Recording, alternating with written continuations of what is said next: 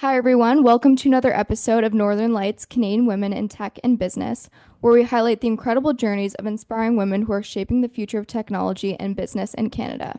Today, we are honored to have Mona Malone, a dynamic leader who has helped shaping the future of one of Canada's leading financial institutions. As Chief Human Resources Officer and Head of People and Culture at BMO Financial Group, Mona oversees aspects of talent strategy, leadership development, and organizational performance. Over her career at BMO, she has held leadership roles across personal and commercial banking, wealth management, and corporate sectors, earning a reputation for driving growth, innovation, and building high-performing teams. Her journey reflects a deep commitment to leadership excellence and the continuous evolution of the workplace to meet the demands of a changing world. Mona, thank you so much for being here today on Northern Lights Canada. We're so honored to have you. Berlin, I'm so excited to be here with you and looking forward to the conversation. Me too. Thank you so much. So let's get right into our first question here. So you lead both people and culture at one of Canada's largest banks. How do you define a winning culture and what does it take to sustain one across a global workforce? Well, that's a very good question, and I think it starts with the premise that people help execute your strategy. Your leaders come up with the strategy, and then it's the people in your organization that design the organization, serve your customers every day. And so BMO is a 207-year-old organization. We're the first bank in Canada. And culture is really important. And so for us, we use the term winning culture. And what we mean by winning culture is, do we have a culture where we can attract great talent, where people want to come here and work and can thrive and have great careers? Do we have an engaged culture where people feel engaged in the work that they're doing? Do we have a high performing culture? Meaning, can you set ambitious goals as a bank on what you want to try to achieve? And are people achieving those ambitious goals? And are you achieving your business outcomes? And for us, winning culture also means, are you learning and adapting?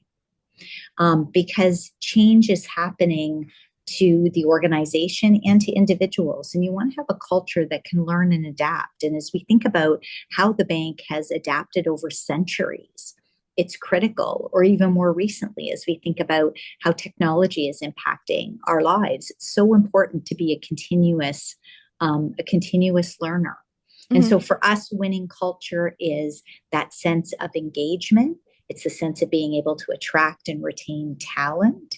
It's the sense of having a high performing culture, and that you're able to get alignment across many people in your organization. We have over 50,000 people at BMO. And are you able to get alignment in terms of them all feeling like they're rowing in the same direction? So we call that alignment of the organization. And then are you able to empower them to do their very best work every day, and that you're really recognizing that performance? So a shortcut for us is winning culture is really alignment, empowerment, and recognition. And it ensures that we have both an engaged and a high performing culture. Mm-hmm. Thank you so much for those insights, Mona, and for detailing how important it is to be a leader and to attract lots of talent. Speaking of evolving cultures and leadership, it is known that pace of change and the impact of digital and AI is transforming our workforces. When it comes to upskilling and reskilling and the future of work, how are we keeping up with the pace of change in technology? Well, for sure, change is a constant. And I believe that it's not just about hiring new and firing. It is absolutely about continuous learning and about reskilling and adaptability. And I'll start with a story. For many, I've been working almost 30 years in the workforce.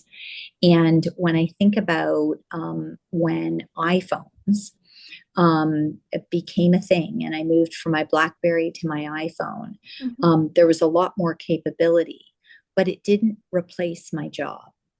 It made me a lot more productive, and it changed the way consumers interacted with brands. So I think that there's going to be technology change, and AI is going to cause certain jobs to be less relevant. It's going to create new jobs, and it's going to mean adaptability and reskilling for many of us. Um, and when we think about, like at BMO, we've been using machine learning for almost 40 years. And the speed of technological change is increasing. As we think about, quantum computing and what it'll actually provide in terms of tools and possibilities for the organization. And you want to make sure that the workforce isn't nervous or resistant to the idea of innovation, because sometimes it can be a bit scary to think about that, what you studied or the role that you play in the organization may become less relevant. And so it's really important in the organization to instill a culture of continuous learning and adaptability. Mm-hmm. And the way you do that is by by really creating a bit of a learning culture where people are constantly continuously improving. You're really focused on skills, developing new skills, creating a sense of never being done, adapting and building new skills, mm-hmm. and that the organization really has the learning systems in place and the idea of moving people between roles in the organization. We call that kind of internal talent mobility. And so I think a key part of adapting with digital and AI is the reskilling that you do with workers inside the organization. And I'll share a really practical example. When I think about the work with retail branches, digital banking has increased significantly. And what we can do in terms of serving customers with really mobile apps is significant. But we still do have people inside the branch, and those people have become concierge around helping customers learn more about what they can do digitally. They've also been deep experts in terms of helping people at times when you really want to see a human, maybe when there's been a loss in your family, you're doing estate planning, so more around advisory. And so it's changed jobs and caused us to have to evolve roles and help people build careers in different ways. And I think we're just going to see an increase of that in the years to come. I think what it means for young people entering the workforce is ensuring that the one thing that's constant is that you're constantly a learner and that you're adapting and learning new things. And it doesn't matter which stage you are in your career. Mm-hmm. Thank you, Mona. And building right off that theme of innovation and readiness for change, the Cloud Skills Bootcamp with AWS and Plato is a bold example of inclusive innovation. What inspired that partnership and how has it helped redefine talent acquisition at BMO? Well, definitely, we don't have to do it ourselves. And so innovative partnerships are really important. Partnerships in terms of business model design, partnerships for skill building is really important.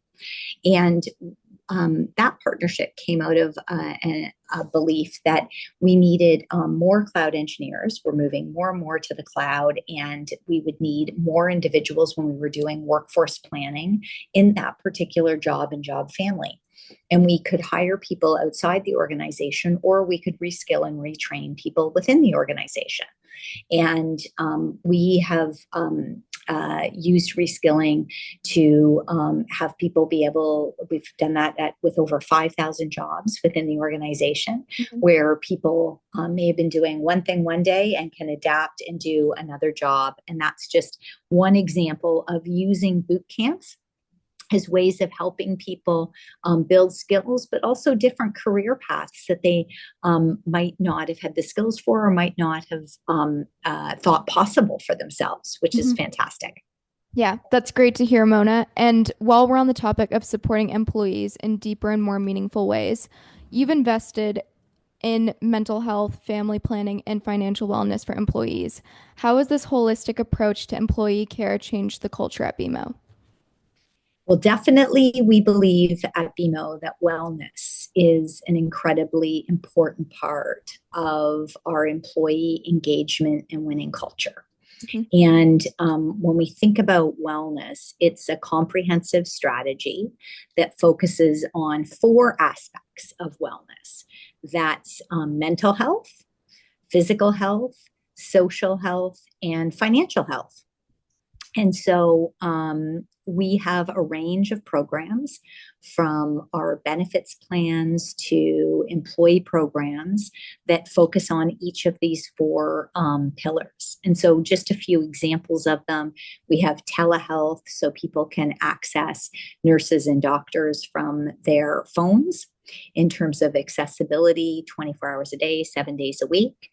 We have made investments in employee programs such as cognitive behavior therapy and other employee assistance programs that are available free of charge to employees.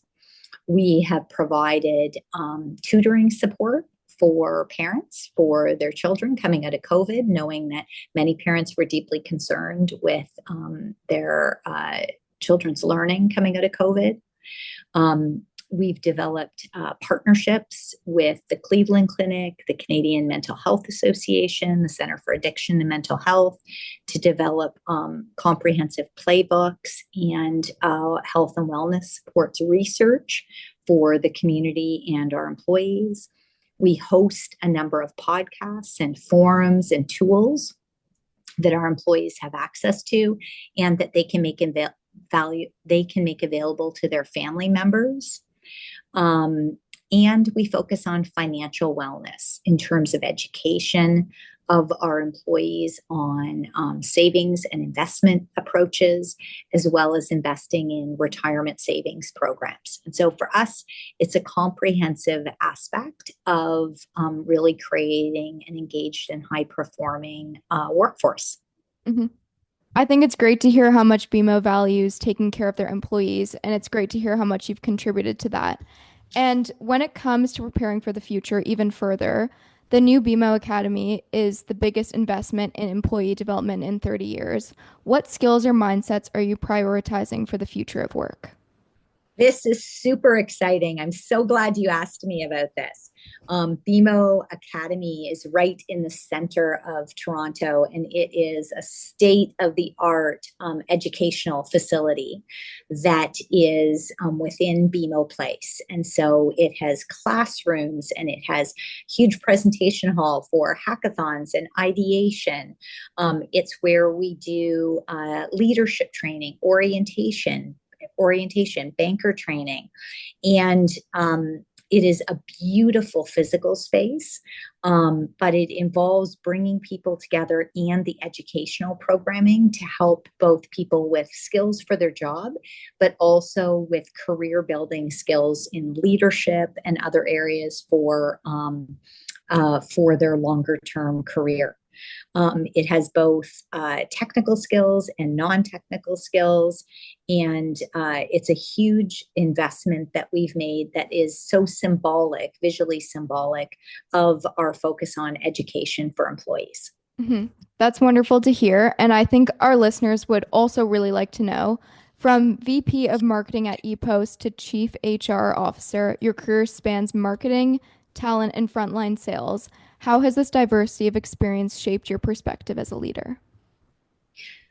Definitely doing different things through your career shapes who you are. And, it's quite interesting. There's been some jobs that I've had and roles where I've felt really confident in them. And there's been some jobs where I've gone into them and I've been absolutely scared and terrified. And the learning curve has been steep. And I think it's been good through my career to have a bit of both, because sometimes when you're thinking about taking a role, fear can hold you back. You're not sure. Are you going to be successful? Do I have the right skills for that particular job? And when I think about some of the roles that I've taken, whether it was a regional vice president leading branches in our retail area or as vice president of marketing at ePost, some of these roles had really steep learning curves for me. It wasn't the background in terms of prior roles that I had. And reminding myself of the skills that I was going into the role with, what were the skills that I could bring to that particular team, relying on mentors that I had, and recognizing that you're usually doing the job with a sense of the team and taking time to really understand my team and the skills that they had Mhm. was really important. And now looking back, some of the things that I've learned most of my career have been from um, those roles that I've taken that I was actually most scared about going into. Mhm. And it provided the highest opportunity for growth and development. Mhm.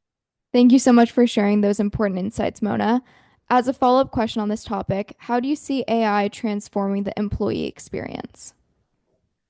I think AI is transforming our experience in life overall in terms of how we interact. It's definitely having an impact at BMO in terms of how we serve clients and the employee experience. Mhm. A couple ways are how we use machine learning and AI in talent acquisition. So, how we think about hiring people, um, and also, as we think about nudges to employees of careers that they might be interested in, learning that they might be interested in, curated personal experiences for people, suggestions that help them make decisions in terms of their benefits. There's so many areas where digital tools and AI help improve the employee experience, the manager experience, take out manual work, and make a more personalized, customized, curated experience. And that's what we're trying to do for our employees. Thank you so much for that answer. Beyond the workplace, leadership also means impact at a broader level.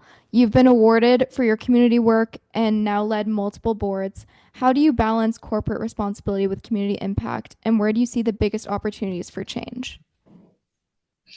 Um, when I grew up, my mom was a really big impact on my life. One of the biggest role models that I had, and she was heavily involved in the community. Mhm. And I would watch in terms of the impact she had on others and the time and effort that she spent in the community. And so that really shaped me. So I grew up with a sense that dedicating time to help not-for-profit organizations was a really big part of what being a good citizen was about. And I'm really passionate about youth, and so Mhm. that's been an area where I have dedicated a fair bit of my time with the Duke of Edinburgh's award program, with Branksome Hall, um, Dixon Hall, a number of organizations in Toronto. And for me, I think, as much or more out of the experience as I contribute to them. Being involved in not for profit organizations allows you to learn from others. It allows you to develop new skills. It expands your network. And it allows you to take the skills that you have and really help organizations with their challenges and with the opportunities that they're trying to pursue. And so for me, it's been deeply fulfilling.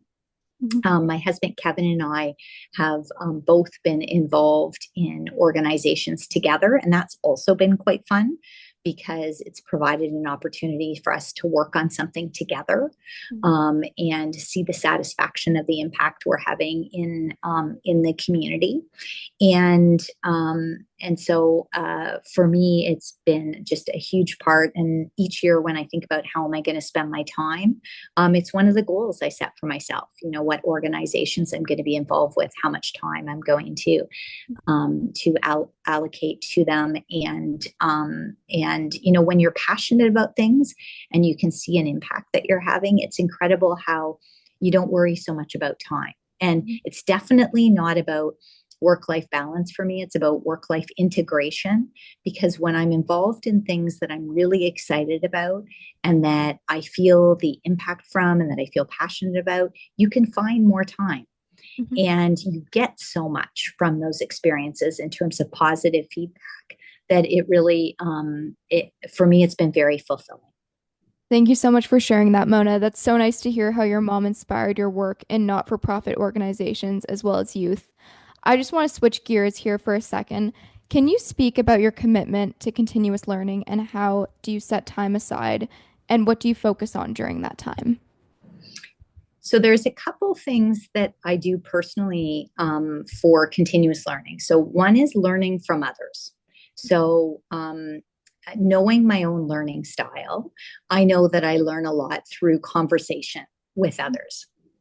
And so I'm very intentional about building my network within the organization, outside the organization, with people that have different skill sets than mine. So, for example, as I want to learn more about data and analytics and AI, I've really focused the last 3 to 5 years with not only what I'm reading, but the people that I'm interacting with and learning from, asking them about their careers, the work that they're working on. So being really intentional about networking, recognizing that through those conversations, I'm learning a lot.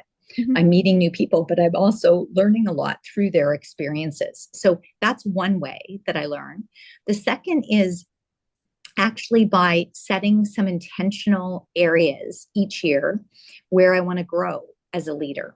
And it might be technical areas, like a technical skill in terms of learning more about a particular technology area or about a marketing area or about a certain geography in terms of a business area that we're pursuing. Or it might be more around my own leadership skills, how to Mhm. be a better communicator, how to be a better negotiator, how to empower people more and be a better delegator. And so it's both on technical content area and on how I interact with others. And then it's thinking about things that I'm doing in terms of mentors that I have and opportunities to really grow and learn new things through experiences. And I think one of the best ways of growing and learning is by trying new things. Everything from using technologies like ChatGPT and recognizing how your prompts are either working or not, to learning through reading that you're doing and other things. So a little bit of putting yourself out there and moving beyond your comfort zone. And I have a phrase I use with my kids, which is there's the comfort zone, and then there's kind of the learning zone, and then the zone where you're actually so terrified you freeze. And it's finding that space in that learning zone where it's really uncomfortable, but you're actually really pushing yourself to do different things and take chances, because that's where so much growth comes from. And that Mhm. never stops. It doesn't matter what age or what stage of career that you're in. That's wonderful to hear. And I think you touched on some really important tips for growing into a leader. And I think that will be very well received by our listeners. Lastly, a bit of a more personal question. As a mother of three, board chair, and executive, how do you personally stay centered? And what advice would you give to young women looking to lead in high stake environments like finance or tech? So first of all, I don't always stay centered. So it's not the art of perfection, and it doesn't always work. And sometimes it's messy, and you're out of balance, and you feel overwhelmed. And so that is definitely the case. There are things that I do to try to help my own health and wellness, and so exercise is one. Mhm. I love yoga. I love Pilates. I love strength training. So working those in, even something as small as 15 minutes a day, Mhm. can make a huge difference. Sleep, making sure that I'm getting enough sleep and the quality of my sleep, watching what I eat, watching how much water I'm drinking throughout the day. I like to use affirmations. Mhm. And what I mean by affirmations is I make a list of things that are positive statements about me and pictures of my family members and places that bring me great joy. And I'll either put them on my phone that I can just scroll through, or keep them in a notebook over the years. And sometimes before I'm going into a big meeting, or if I'm really nervous about something, I just reread those affirmations or look at those pictures, and it helps ground me. And then I think the last technique that I found hugely helpful is breathing. Mhm. and how much just, taking 10 deep breaths, centering yourself with breaths can help with your public speaking. It can help with your presence. And it can help clear your mind. And so, using breathing as a real strategy to manage stress, and as a way of staying grounded. Mhm. And then gratitude. Once or twice a week, I'll try to intentionally either write thank you cards or sit for 30 minutes and send thank you emails. And it's incredible how powerful thinking about what am I thankful for this week? What has stood out to me? And it might be something at work, it might be something with a friend, it might be something in our family. And just writing those notes of gratitude, one, it makes the people that I'm sending it to hopefully feel good, but it does a lot for me because it reminds me to not move so quickly as to pass through things and not be thankful.